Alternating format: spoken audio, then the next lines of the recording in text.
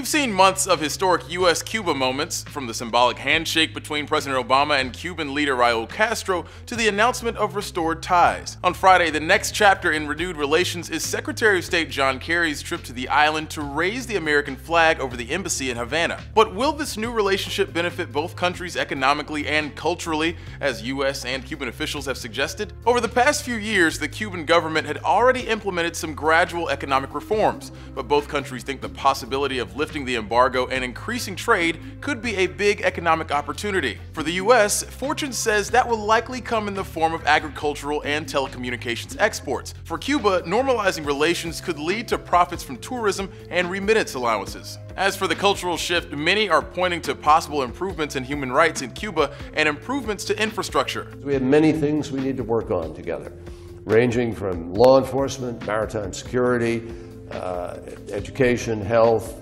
telecommunications. On health, better relations could mean increased research collaboration and transportation of medical equipment to Cuba. But on human rights issues, the two countries still haven't quite found middle ground. And I think we have had to lower our standards in order to raise our flag in Havana.